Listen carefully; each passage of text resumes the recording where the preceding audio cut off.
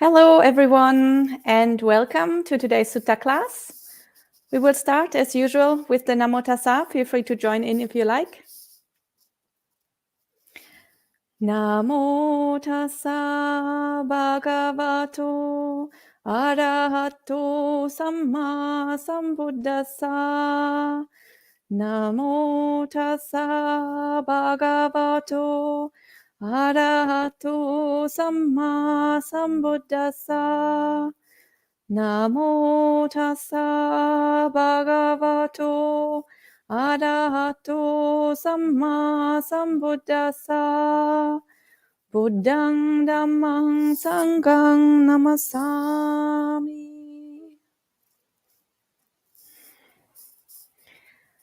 So, welcome to everyone and Happy New Year. I hope you had a good holiday season. Today, we continue our topic, Buddhist conflict resolution strategies, where we talk about one of the major conflicts in the Buddha's lifetime, the schism at Kosambi, and how the Buddha dealt with this and the different strategies he tried to employ to get the monks to reconcile, and how the conflict eventually ended and how the sangha was unified again. So last time we talked about the Kosambi Sutta, Majjhima Nikaya number 48. And in that sutta, the Buddha went to the monks that were quarreling and he gave them a very beautiful, very profound teaching, and hoping that they would take this to heart and that they would stop quarreling.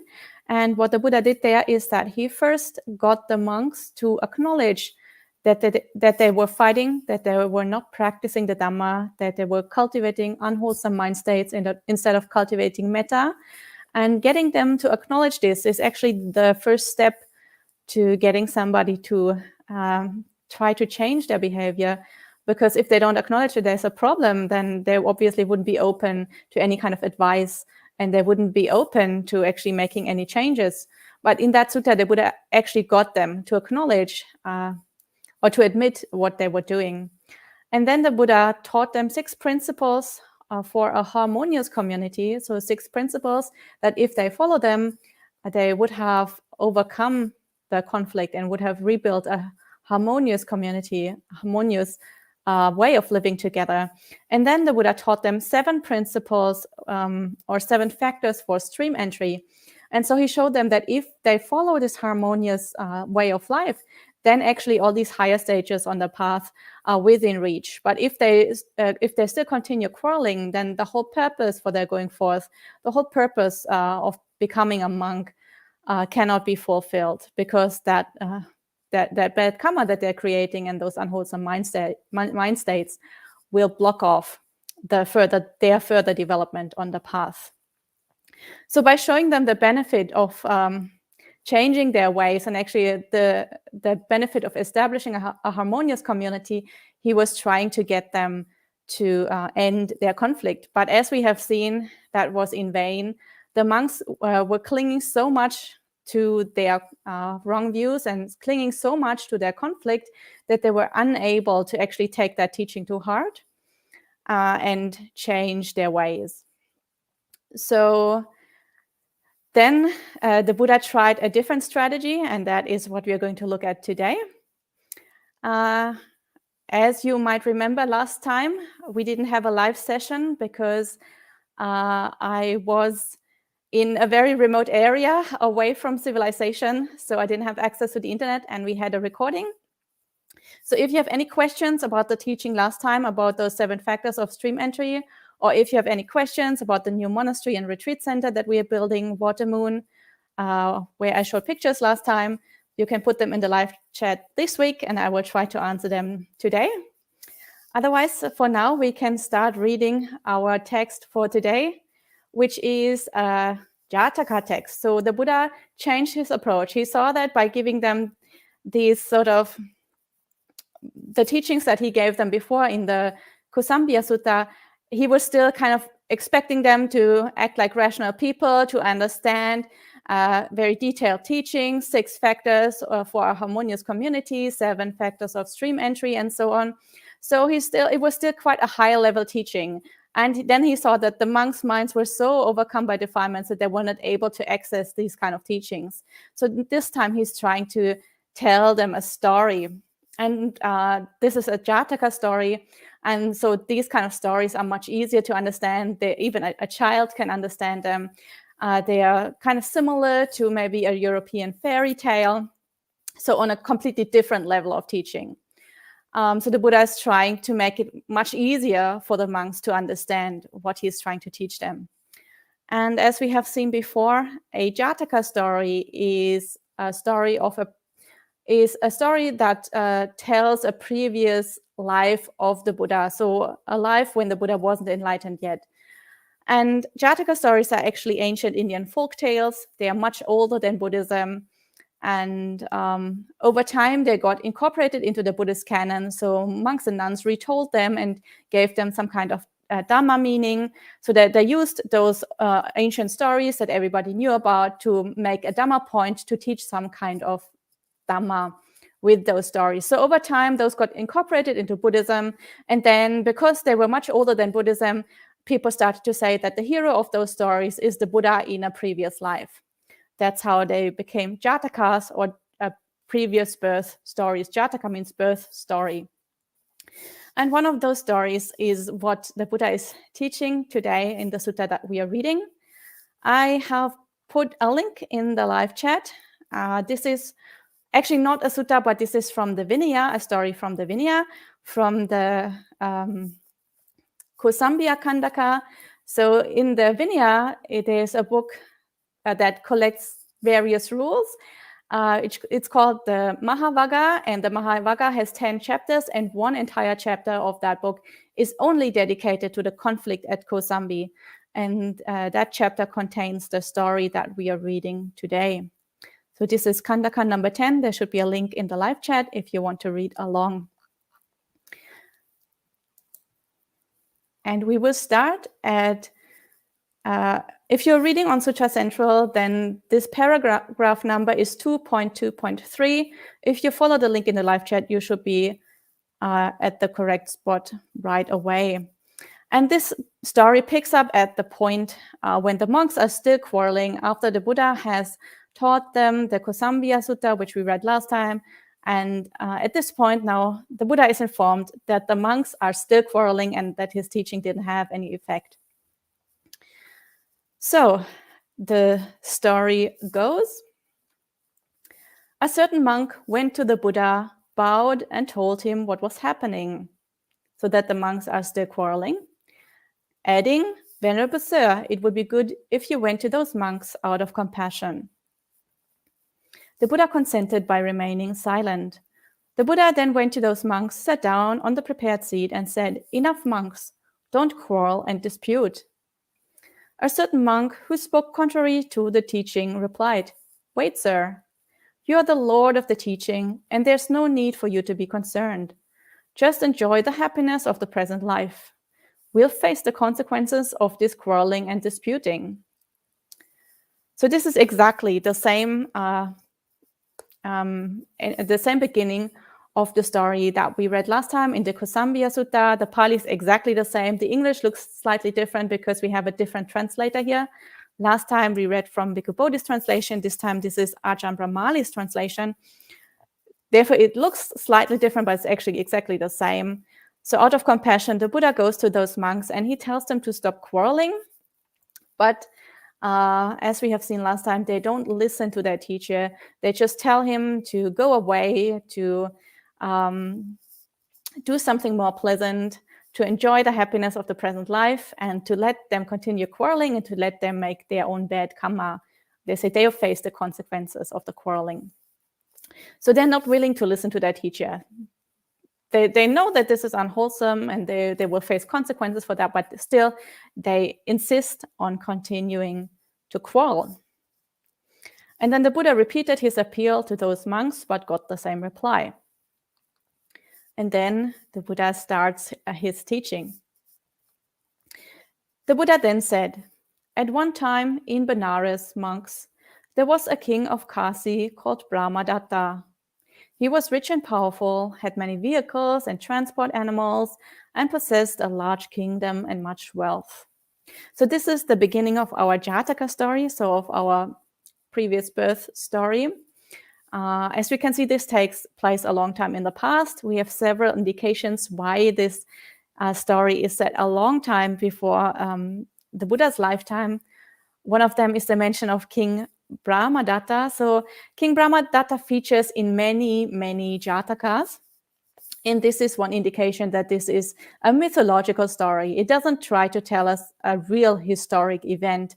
And the reason for that is that there are so many Jataka stories that are set in the lifetime of King Brahmadatta. So the Buddha is supposed to have had a lot of different lives with a lot of different rebirths, sometimes as animals, sometimes as a human, sometimes in various other forms. And obviously, it's not possible for the Buddha to have that many rebirths in the lifetime of one single king. So for that reason, we know this is already set in mythological time. It's not meant literally. And the other thing why we see that this is a long time before the Buddha's actual lifetime is that Kasi is mentioned here as a separate kingdom. And Kasi, of course, in the Buddha's lifetime is not a separate kingdom anymore. It was conquered by the king of Kosala. And in the Buddha's time, the king of Kosala is Pasenadi, King Pasenadi. And he is often described in the suttas as the king of Kasi and Kosala. But nevertheless, in the suttas, we still have a memory of Kasi as an independent kingdom. So probably it wasn't too long before the Buddha's lifetime that Kasi was incorporated into Kosala. Probably that happened with the grandfather of King Pasenadi. So a few decades before the Buddha's lifetime, that Kasi lost its independence and became incorporated into Kosala. And here in this story, Kasi still is an independent kingdom. And of course, we know Kasi from the suttas, and we know that this is a very rich place. They produce luxury goods, especially cloth of Kasi is often mentioned in the suttas as being of very high quality, very expensive. And also various other goods, such as perfume and sandalwood especially, that came from Kasi was very much in demand. So Kasi was a very rich place, and therefore, of course, it's no wonder that other kings wanted to take over that kingdom and incorporate it into their own kingdom. And here also in this story, obviously, Kasi is described as a very rich and powerful place. And the capital of Kasi is here called Benares, in Pali often called Varanasi. This is the same place. And then the story goes on. Then there was Digiti, the king of Kosala, who was poor and had little power, who had few vehicles and transport animals, and who possessed only a small kingdom and little wealth. So this is the exact opposite of what we see in the Buddha's time, where, of course, the kingdom of Kosala and the kingdom of Magadha are the two biggest political powers at the time. And it was actually Kosala that took over Kasi, not the other way around. And Kosala is rich and powerful. Anyway, at one time, King Brahmadatta, armed with his fourfold army, marched out to attack King Digiti. When King Digiti heard about this, he reflected on King Brahmadatta's superior wealth and power and concluded, "I am incapable of repelling even a single strike from Brahmadatta. Let me flee the town before he arrives." And he fled the town together with his queen. King Brahmadatta then conquered and seized the army, the vehicles and transport animals, and the country and wealth of King Digiti. King Digiti and his wife set out for Benares. So now they are going to the capital city of the other king, of King Brahmadatta. When they eventually arrived, they stayed in the house of a potter on the edge of the town, disguised as wanderers, so disguised as spiritual seekers. Soon the queen became pregnant, and she craved to see the fully armed fourfold army standing on even ground at sunrise and to drink water from the washing of swords. She told the king, and he replied, "How are we going to achieve that when we're in such a difficult situation? If I don't get it, I will die." So here we see the queen. She's pregnant, and then she has this really bizarre wish to see a fully armed fourfold army standing on even ground at sunrise, and then to drink the water from the washing of the swords. So obviously this is really bizarre. And then she claims that if she doesn't get her wish, then she will die. So this is a very, very common motif in ancient Indian mythology, and apparently it's still alive today. It's very, very common for women, especially for pregnant women in ancient Indian mythology, to have these dreams or to have these wishes that are really strange, very bizarre. And then they say if this wish or this dream doesn't get fulfilled, then they will die. And this is how the story begins. And then the hero of the story sets out to fulfill this really sometimes quite bizarre, sometimes almost impossible wish. And the rest of the story kind of revolves around that. And so this is such a common motif in ancient Indian mythology. It has its own name. It's called Adohala in Pali, or in Sanskrit, Adohada. And this is seen as a karmic expression of of the being that she carries in her womb, so of the baby. And in this case, obviously, she has this craving that has to do with an army, so has to do with strength and power, and it kind of foretells that the baby in her womb will be a very powerful and very strong person. And of course, the baby in her womb will be kind of the hero of this story. And anyway, this kind of introduction tells us that it's very important that she gets to see this army, and she gets to drink that water. Otherwise, the baby will be harmed, and well, she will also die. So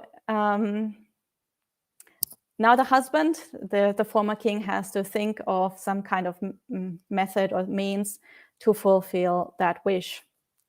It seems a little bit strange to us, but it's really very common in the Jataka stories. And the story continues. At that time, King Brahmadatta had a Brahmin counselor who was a friend of King Digiti. King Digiti went to his friend and told him about his wife's pregnancy and craving. The Brahmin replied, "Well then, let me see the queen." The queen then went to that Brahmin. When he saw her coming, he got up from his seat, put his upper robe over one shoulder, raised his joined palms, and exclaimed an inspired utterance 3 times. "You have the king of Kosala in your womb." And he added, "Be pleased, lady, you'll get to see the fully armed fourfold army standing on even ground at sunrise and to drink the water from the washing of swords." So here we have a Brahmin who is actually working for King Brahmadatta, but somehow is a friend of the former king Digiti. And so the Brahmin wants to see the queen. And of course, the idea is that Brahmins are very skilled in foretelling omens, and they're skilled at reading signs. So when they see a pregnant woman, they will be able to deduce something about the future fate of the baby. And he is extremely respectful towards her. He gets up, he puts his upper robe over one shoulder, he joins his palms, and so on. So he acts very respectfully, because apparently the signs that he sees in her are such that he knows that she carries a future king. So even though they have lost their kingdom, apparently he can see that they will get their kingdom back. And so for that reason, he decides to help them. And then the Brahmin counselor went to King Brahmadatta and said, "The omens are such, sir, that tomorrow you should have the fully armed fourfold army stand on even ground at sunrise and have the swords washed." The king told his people to act accordingly, and as a consequence, the queen was able to satisfy her craving. So this is obviously also a little bit there to make fun of the Brahmins and to make fun of their omens. So the Brahmin obviously makes up the story with the omens. So he hasn't actually seen any omen.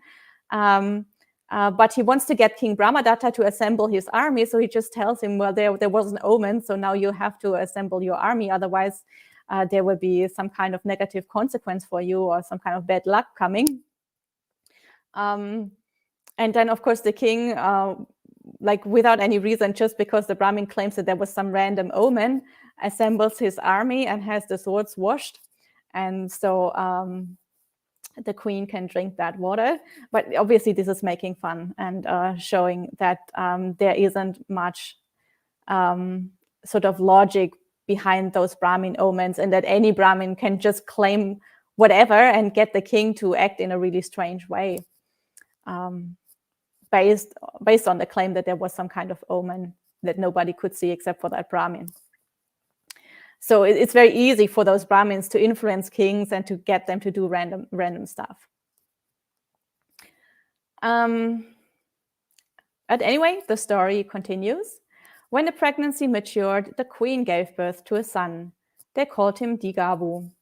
Soon enough, Prince Digabu became self-reliant. King Digiti thought, this King Brahmadatta has caused us much misfortune. He has taken our army, our vehicles and transport animals, and our country and wealth. If he finds out about us, he will kill all three of us. Let me take Prince Digabu to live out of town.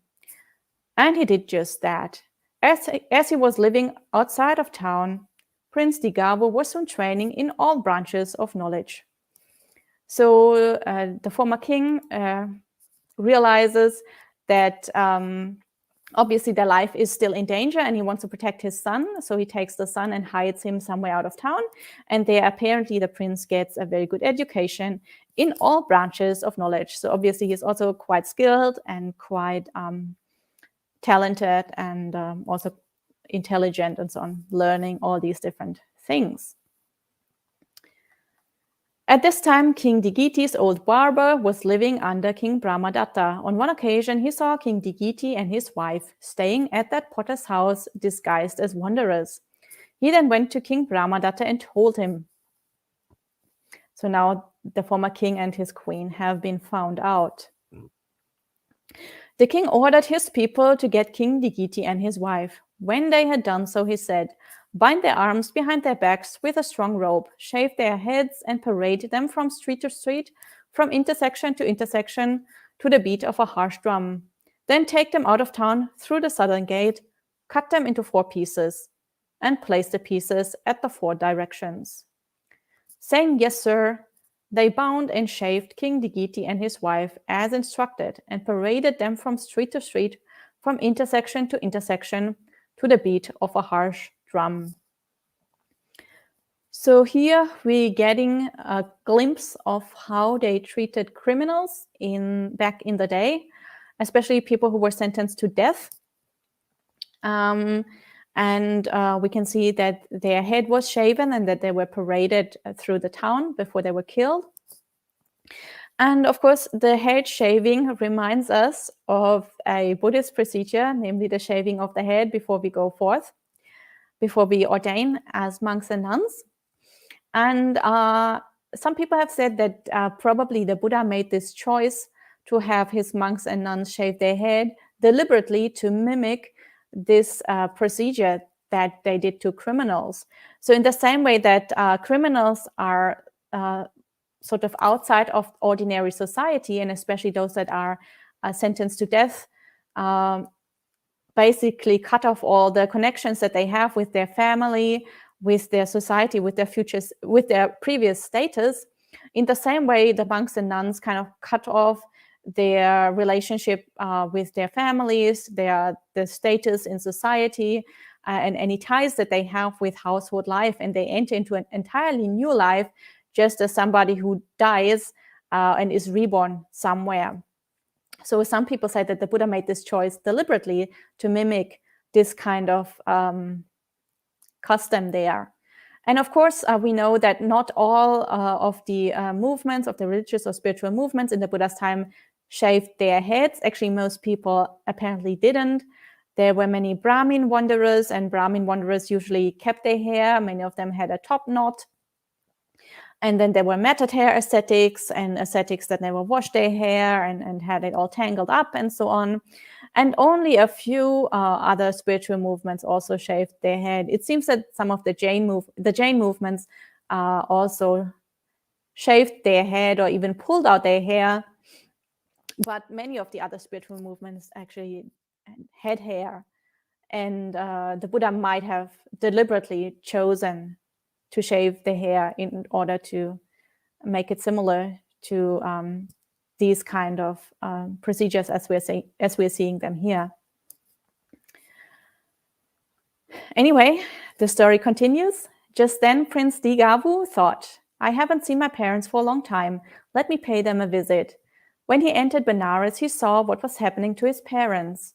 As he went up to them, King Digiti said to him, My dear Digavu, see neither long nor short, for hatred never ends through hatred. Hatred only ends through love. So this is obviously the main teaching of this entire story. So here we see this story really is very, very simple. It only tries to make one single point. The Buddha here only tries to make one single point. He's making it really, really easy for the quarreling monks to understand what he's trying to get at, because the complicated teaching that he gave the last time was too complicated for them. They weren't able to really take it on board and to really practice that. So now he's really he's really using this very simple story to get this single point across. Hatred never ends through hatred. Hatred only ends through love. And we will see if the Buddha is successful with that. Anyway, the story still continues. The people there said to King Digiti, You're insane, King Digiti. You're babbling. Who is Digavu? And who is he saying this to? So obviously, Digavu is there incognito.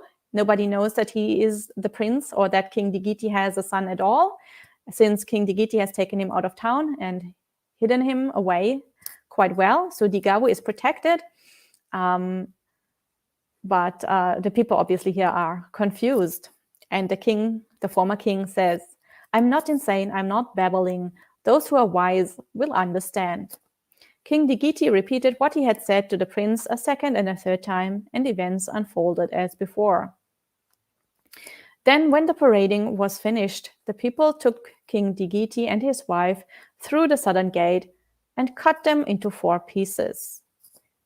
They placed the pieces at the 4 directions, set up guard, and departed. Prince Digavu entered Benares, brought back some alcohol, and gave it to the guards. When they were lying drunken on the ground, he collected sticks, made a funeral pile, and placed his parents' bodies on top. He then lit the pile, and with joint palms raised, he circumambulated it with his right side towards it. So here, Prince Digavu is doing the funeral rites for his parents. Obviously, that is considered quite important for the parents to be able to move on in peace. The children have to carry out the funeral rites and to make the proper arrangements for the bodies, so that the parents, especially if the parents have had a violent death, such as in this case, so that they can be at peace and move on to their next rebirth without too much attachment or without any problems. So Prince Digavu is the only child. So here at this point, he's caring for his parents and doing the last thing that he can do for them, making sure that they get a proper funeral. And just then, King Brahmadatta was up in his best stilt house, and he saw Prince Digavu circumambulating the funeral pile with joint palms raised. He thought, no doubt, this is a relative of King Digiti. This is surely a sign of trouble for me, inasmuch as nobody has told me. So King Brahmadatta didn't know that King Digiti had a relative in Benares. And of course, he thinks that this is going to be trouble because that relative now wants to take revenge. And of course, now they will go after King Brahmadatta's life. So that's what is meant here with a sign of trouble. And here's a mention of King Brahmadatta's best stilt house. So stilt house is a translation of the Pali word pasada. And pasada previously was often translated as palace. And Bhante Sujato and Ajahn Brahmali choose not to translate this as palace. They translate it as stilt house instead, because when we think of a palace, we think of a very magnificent structure, a very, very large, and that's not how palaces or how the king's accommodations looked back in the day. Back in the day, everything was much, much simpler, and the kind of structures that they lived in probably looked more like a stilt house than what we would consider a palace in modern days. So everything was much more modest, and even a king probably lived in some kind of stilt house. Anyway, the prince then went into the wilderness and cried his heart out. Wiping away his tears, he entered Benares and went to the elephant stables next to the royal compound. He said to the elephant trainer, "Teacher, I wish to learn the profession." "Well then, young Brahmin, learn it." So now the prince is trying to get close to the king in order to get a chance to get his revenge. So he is going to the closest place that he can get, which is the elephant stables, and he's trying to get in. And the way to get in is obviously to become an apprentice of the elephant trainer. And the prince here is called young Brahmin. This might look a little bit weird to some people, because obviously the prince is not a Brahmin. He is the son of a king, so he must be from the Khattiya caste or a Khattiya clan, not from a Brahmin clan. And I think the reason, the Pali word here is manava, and manava does mean young Brahmin in many contexts. It can also just mean a young man, and probably here it would have been better translated as young man. I'm guessing it was translated as young Brahmin in order to be consistent with other places where the word occurs. Here in this place, maybe it should have been translated as young man. Just in case that people are wondering if the prince was a Brahmin, he probably wasn't a Brahmin. This is probably just, a translation from the Pali that is a little bit confusing. Anyway, soon the prince got up early in the morning. He sang sweetly and played the lute in the elephant stables. King Brahmadatta too got up early in the morning, and he heard Prince Digavo singing. He asked his people who it was, and they replied, "Sir, it's a young Brahmin who is an apprentice of such and such an elephant trainer. Well then, bring him here." They brought the prince, and the king asked him whether he was the one who had been singing and playing the lute. When the prince confirmed that it was he, the king said, "Well then, sing and play right here." Digavo consented and did his best to please the king. The king said, "Young Brahmin, please attend on me," and the prince agreed. So now the prince is getting closer and closer to the king, and closer and closer to his goal of being able to take revenge. And the prince then got up before the king and went to bed after him. He willingly performed any services and was pleasant in his conduct and speech. Soon the king put the prince in an intimate position of trust. On one occasion, the king said to the prince, "Please harness a chariot and let's go hunting." He did as asked and said to the king, "Sir, the chariot is harnessed. Please go at your convenience." The king then mounted the chariot and the prince drove it, but he drove it away from the army. When they had gone a long way, the king said to the prince, "Unharness the chariot, I'm tired and I want to lay down." He did as asked and then sat down cross-legged on the ground. The king lay down, resting his head on the prince's lap, and because he was tired, he quickly fell asleep. So the king is very, very trusting in this case, obviously, since he doesn't know that the prince is the prince. And the prince thought, "This king has caused us much misfortune. He took our army, our vehicles and transport animals, and our country and wealth. He killed my mother and father." This is a good opportunity for me to take revenge. And he drew his sword from its sheath. He then thought, at the time of his death, my father said to me, my dear Digavu, see neither long nor short, for hatred never ends through hatred. Hatred only ends through love. It would not be proper for me not to follow my father's advice. And he returned the sword to its sheath. So he has the opportunity to take revenge, and he remembers his father's teaching and decides to follow the advice. Hatred never ends through hatred. Hatred only ends through love. And so he does not kill the king in the end, even when he has the opportunity. A second and a third time, he had the same thoughts. This king has caused us much misfortune. He took our army, our vehicles and transport animals, and our country and wealth. He killed my mother and father. This is a good opportunity for me to take revenge. And he drew his sword from its sheath. And a third time, he had the same thoughts. At the time of his death, my father said to me, my dear Digavu, see neither long nor short, for hatred never ends through hatred. Hatred only ends through love. And each time he ended up returning the sword to its sheath. Then King Brahmadatta suddenly got up, frightened and alarmed. The prince asked what was the matter, and the king said, just now I dreamed that Prince Digavu, the son of Digiti, the king of Kosala, attacked me with a sword.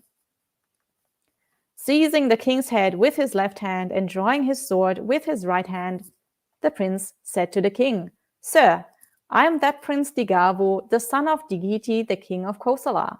You have caused us much misfortune. You took our army, our vehicles and transport animals, and our country and wealth. You killed my mother and father. This is a good opportunity for me to take revenge.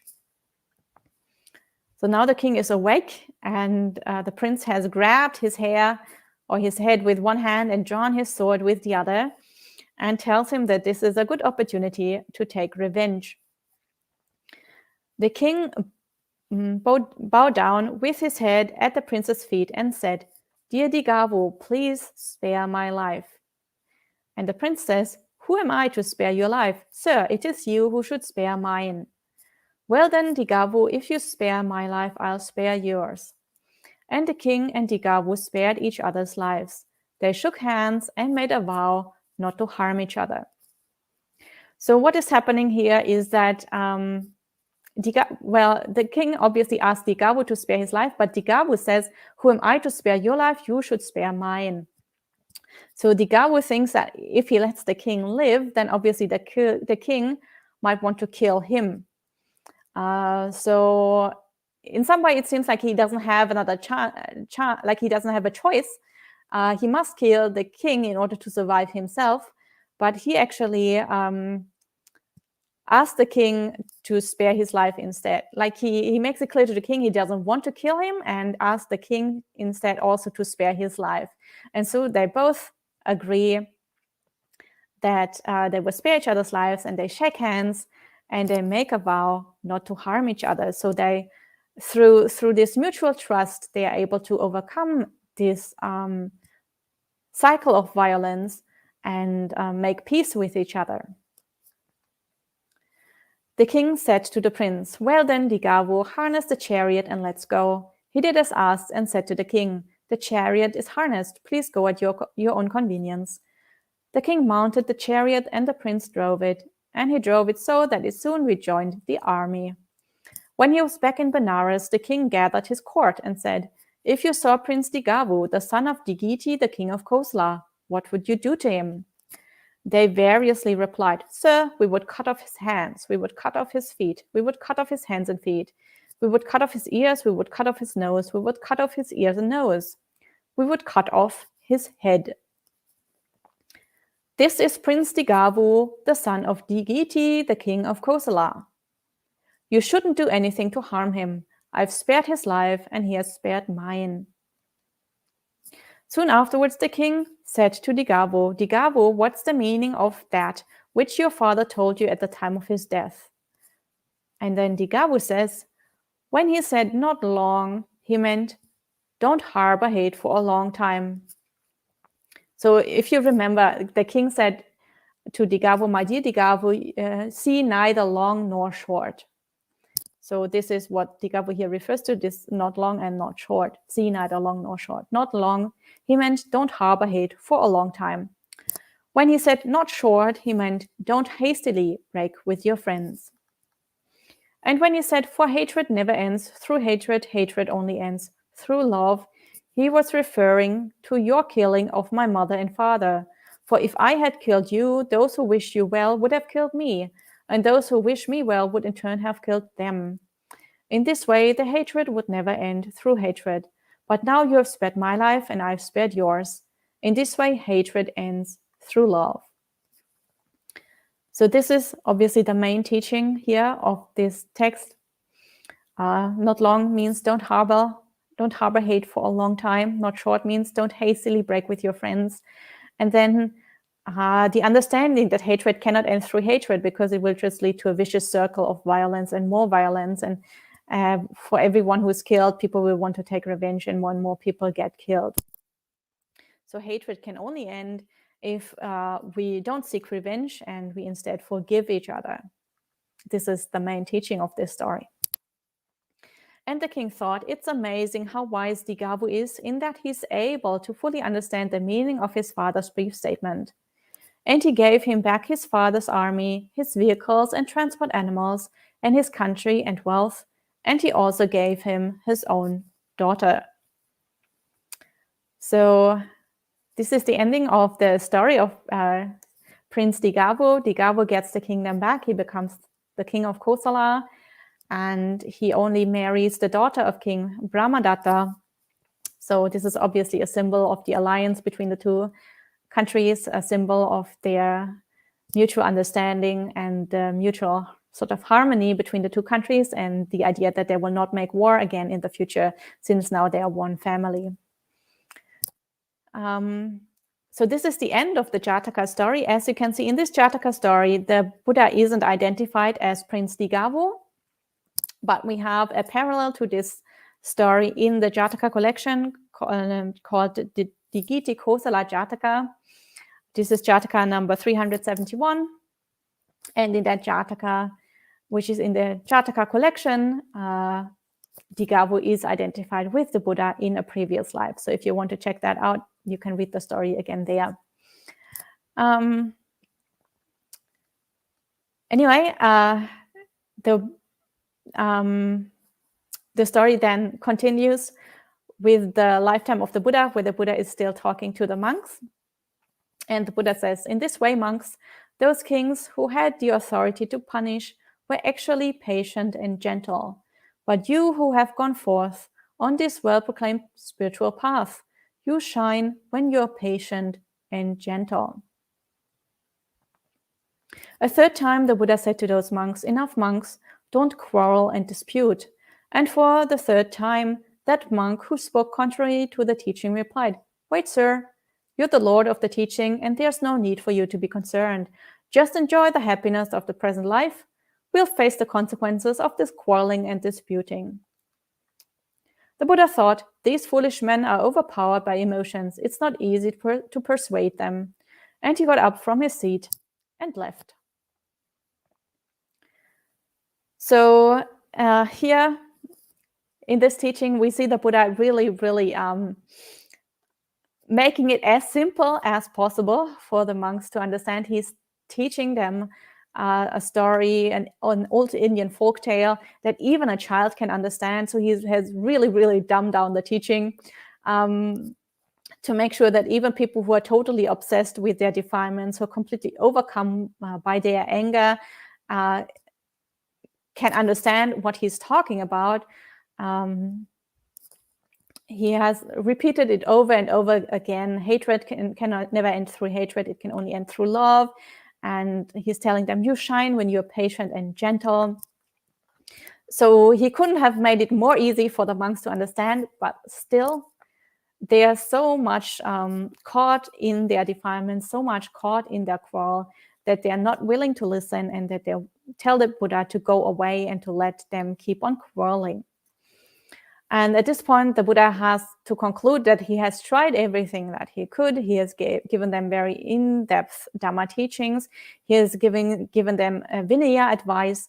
He has repeatedly asked them to stop quarreling. And now he's even given them this children's story to teach them and to convince them to stop quarreling, but they are unwilling to listen to him. So he has concluded that there's no point in him continuing to talk to them, and he gets up and leaves. And for today, we're going to finish at this point. Next time, we will pick up the story here. Next time, we will read the Upakilesa Sutta, Majjhima Nikaya number 128, which picks up exactly at this point. The Buddha gives them one last very brief teaching in the form of a poem or a gatha. And then he walks off and leaves them to their quarrels. And then he visits some communities that live together very harmoniously. So the Upakilesa Sutta also describes that harmonious community life, how the monks do that, and then also how their practice develops and how they are able to access very deep states of meditation. And the Buddha gives them a very detailed teaching how to overcome the so-called upakilesas, so very subtle defilements of the mind that only arise in deep meditation. And this is also a very beautiful, very unique sutta. And this is what we are going to read next time, or maybe the next 2 times probably. But for today, I'm going to end the reading. And if you have any questions or comments, you can leave them in the live chat. Also, if you have any questions about what we talked about last time, the 7 factors of stream entry, or the new monastery and retreat center, Water Moon, you can leave all of these questions in the live chat and I will see if I can answer them.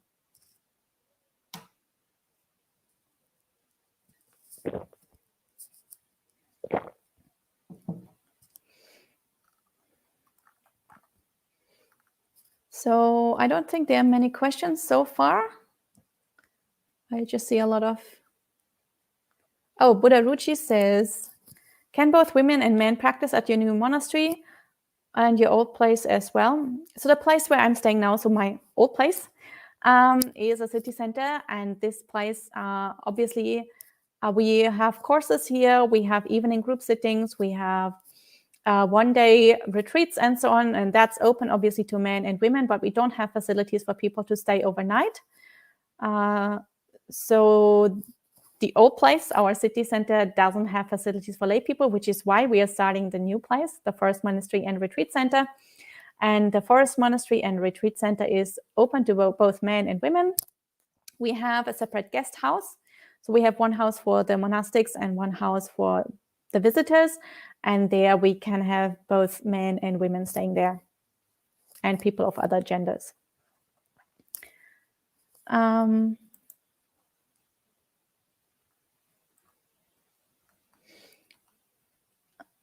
And so that's the only question I see so far. I think the story today was pretty easy to understand, so there probably aren't that many questions. If there isn't any further question, then I think we can end for today. We will end as usual with 3 sadhus. Feel free to join in if you like.